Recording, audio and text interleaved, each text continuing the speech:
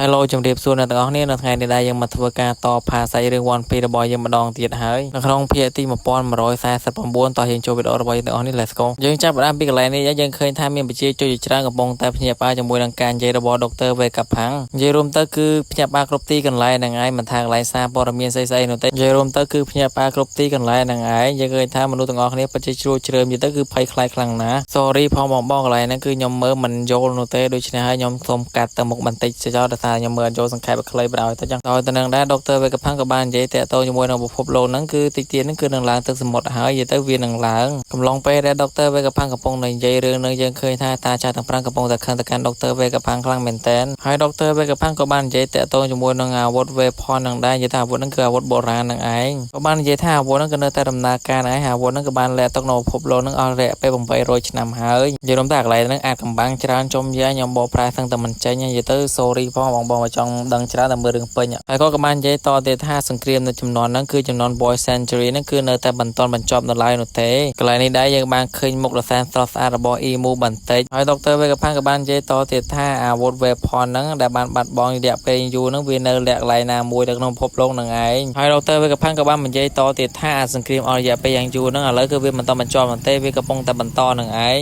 ឥឡូវនេះយើងលេងមកកាន់ Emu កំពុងតែស្រឡឹងមើលទៅកាន់រូបភាពមួយយើងមិនដឹងថារូបភាពហ្នឹងគឺជារូបភាពរបស់ណាគេនោះទេកន្លែងហ្នឹងដែរខ្ញុំសូមកាត់ឲ្យខ្លី Dr. Vegapunk ក៏បាននិយាយថាគាត់ក៏បានបង្កើតជាមួយនឹង Mother Flame របស់គាត់គឺអស្ចារ្យខ្លាំងតែមែនទែនក៏ប៉ុន្តែថ្ងៃមួយក៏ត្រូវបានគេលួចហើយលើនេះដែរយ៉ាងកាន់មកកាន់ Story វិញជាមួយនឹង Edison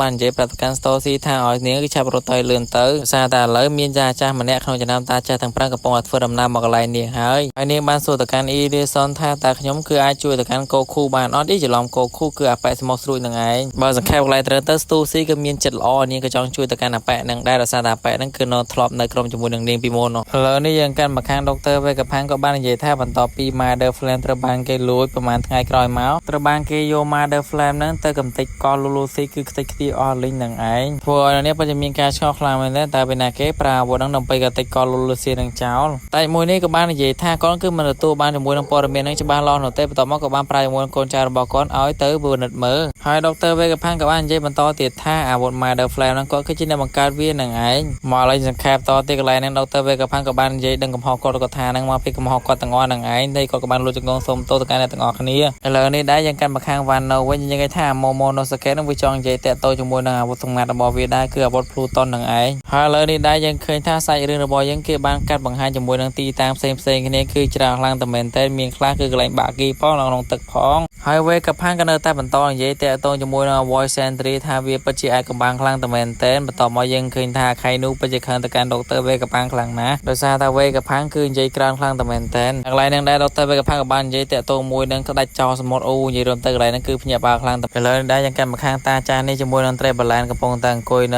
ៅមាត់ឆ្នេរហ្នឹងឯងយើងឃើញថាមានមនុស្សម្នាជាច្រើនកំពុងតែជ្រួលជ្រើមជាមួយនឹងការនិយាយរបស់ Dr. Vegapunk ឥឡូវនេះដែរយើងកាន់មកខាងយកវិញនេះកំពុងតែអង្គុយគិតខ្លាំងមែនទែនថា Dr. Vegapunk ក៏លាក់ជាមួយនឹងអាខ្យងបញ្ជូនសេរីឬក៏អាខ្យងផ្សាយហ្នឹងនៅណាអាពិតទៅមីយ៉នឹងឯងជាអ្នកលួចMother Flame យើងក៏លេងមកខាងក្រៅវិញយើងឃើញថាគឺមានភ្លើងឆេះសន្ធោសន្ធៅខ្លាំងមែនទែនហើយតាចាស់ក្នុងចរន្តតាចាស់ទាំង5ដូចទងអាងហ្នឹងក៏បានមកធ្វើការស្រូបជាមួយនឹងពួក Marine រួមទាំងប្រជាជនជាច្រើនគឺទៅស្រូបដាក់ក្នុងមាត់គាត់ទាំងអស់ហ្នឹងឯងតែគាត់ស្រូបដើម្បីអីនោះទេយើងកាន់មកខាងយកវិញនេះក៏បានស្រែកប្រាប់ទៅកាន់ The Fire Eater ថានាងក៏បានដឹងជាមួយនឹងទីតាំងដែលថាលាកខ្យងបញ្ជូនសម្លេងឬក៏អាខ្យងផ្សព្វផ្សាយនឹងឲ្យធ្វើឲ្យតាចាស់ទាំង5ពិតជាមានការភ្ញាក់ផ្អើលខ្លាំងមែនទែនហើយនេះក៏បានប្រាប់ទៅកាន់តាចាស់ហ្នឹងថាអាខ្យងហ្នឹងគឺលាក់ទុកនៅក្នុងអាមនុស្សយន្តថ្មអត់ដឹងលាក់កន្លែងណាទេប៉ុន្តែនាងបាននិយាយថាគឺមនុស្សយន្តថ្មហ្នឹងគឺជាអ្នកការពារអាខ្យងហ្នឹងឯងយើងឃើញថាមនុស្សយន្តថ្មហ្នឹងពិតជាតាំងខ្លាំងមែនទែនទោះបីស៊ីក្រកភ្លើងធំយ៉ាងណាក៏គ្មានបញ្ហាអ្វីទាំងអស់ពួក Marine ពិតជាមានការញាក់ផ្អើលខ្លាំងណាស់លើដែរយ៉ាងកាន់មកកន្លែង Release វិញដែលកំពុងតែផឹកស្រានៅក្នុងបាររបស់ពុនគាត់ហ្នឹងឯងគាត់ក៏បាននិយាយថាគាត់នឹង Dr. Vegapunk គឺចាស់ចោលហើយហើយអ្វី Dr. Vegapunk និយាយរឿងច្រើនម៉េះហ្នឹងហើយអ្នកនរនេះ Sorry ខ្លាំងមែនទែនទៅកាន់អ្នកនរនេះដោយសារសាច់រឿងវគ្គនេះគឺខ្ញុំសង្ខេបគឺច្រើនខ្លាំងតែមែនទែនហើយសាច់រឿងនៅក្នុងភាគទី1149របស់យើងគឺមានតែប៉ុណ្្នឹងឯង Goodbye see you ជាមួយនឹងវីដេអូក្រោយ